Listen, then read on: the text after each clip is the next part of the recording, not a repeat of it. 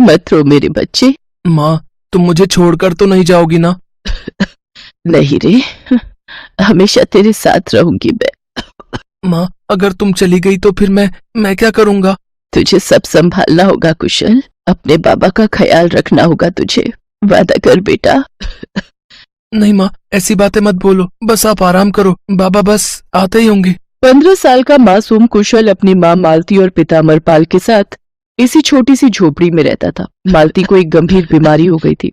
उसके इलाज में घर की सारी जमा पूंजी खर्च हो गई, लेकिन उसके बाद भी मालती की हालत में सुधार नहीं आया। उस दिन भी जब मालती की तबीयत बिगड़ी तो अमरपाल कुशल को मालती के पास बिठाकर डॉक्टर को लेने गया था, लेकिन जब तक अमरपाल डॉक्टर को लेकर आया तब तक मालती दम तोड़ चुकी थी। उसके हाथों में कुशल का हाथ था।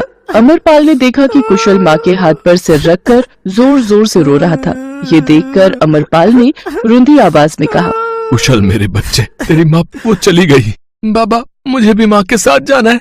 ऐसा नहीं कहते बच्चे, अगर तू भी चला गया तो मैं किसके सहारे जिंदगी काटूंगा, बता मुझे। इसके बाद अमरपाल और कुशल मालती को याद करते हुए बहुत रोए, लेकिन इसके बाद सब कुछ संभालना ही था। कुशल बहुत समझदार बच्चा था। उसके पिता अमरपाल एक छोटा सा ढाबा चलाते थे, लेकिन मालती की बीमारी के चक्कर में अमरपाल को अपने ढाबे की जगह बेचनी पड़ी और अब इतने पैसे भी नहीं थे कि ढाबे के लिए किराए पर भी कोई जगह ली जा सके। हालत ये हो गई थी कि कभी दूसरों को खाना खिलाने वाले अमरपाल के पास अब अपने बेटे को खिलाने के लिए कुछ नहीं था। उसके पास अगर कुछ बचा था तो वो थे ढाबे के बर्तन। स्कूल की फीस ना चुका पाने की वजह से कुशल की पढ़ाई भी अब छूट चुकी थी। फिर एक सुबह, कुशल बेटा, एक काम करते हैं, तेरा दाखिला सरकारी स्कूल में करवा देते हैं, मैं किसी तरह वहां की फीस का इंतजाम कर ही लूंगा। नहीं बाबा, शायद मेरी किस्मत में इतनी ही पढ़ाई लिखी थी, और वैसे भी जब आप दोबारा ढाबा शुरू करोगे तो आपको एक कारीगर भी तो चाहिए होगा ना, तो आज से मैं आपका कारीगर, आप मुझे खाना बनाना सिखाएंगे। कुशल की समझदारी भरी बातें सुनकर अमर की आंखें भर आईं। फिर उसी शाम जब अमरपाल गहरी सोच में डूबा था तो कुशल ने उससे कहा, क्या हुआ बाबा, क्या सोच रहे हो आप? बेटा, बस यही सोच रहा हूं कि ढाबे का काम फिर से कैसे शुरू किया जाए और कहां से शुरू किया जाए। नई जगह के लिए तो पैसे हैं ही नहीं हमारे पास। मैं एक बात कहूं बाबा? हाँ बोलो ना बेटा। बाबा, हमारे पास खेत वाली जमीन तो है ना, हम वहां अपना ढाबा चला सकते हैं। बात तो सही है बेटा, लेकिन वो जगह तो पूरी खुली पड़ी है, कुछ काम कराने लायक पैसे नहीं हैं।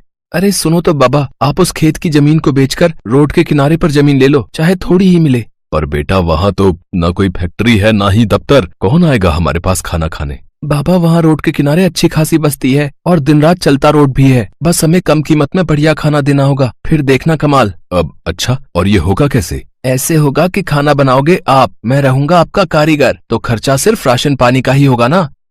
और ग्राहक खुले आसमान के नीचे बैठकर खाना खाएंगे क्या? मैंने अभी तो तुझे बताया कि कुछ काम करवाने के लिए मेरे पास पैसे नहीं है। खेत बेचकर रोड के किनारे बहुत थोड़ी सी ही जमीन ले पाएंगे हम। इस परेशानी का एक हल है मेरे पास बाबा, मैंने पहले से ही सोच रखा है। कुशल के भरोसे अमरपाल वैसा ही करता गया जैसा वो कहता गया। अमरपाल ने अपनी खेती की जमीन बेचकर सड़क किनारे एक छोटी सी जमीन ले ली। उसी जमीन पर अमरपाल और कुशल ने अपने लिए घास फूस की एक झोपड़ी बनाई, और जब बारी आई ढाबा खोलने की तो अमरपाल ने कहा, हाँ भाई, अब बता क्या है तेरे मन में? ना तो सीमेंट है और ना ही ईंट और रेत, कैसे बनाएंगे ढाबा? बाबा, माँ बनाएंगी हमारे लिए ढाबा।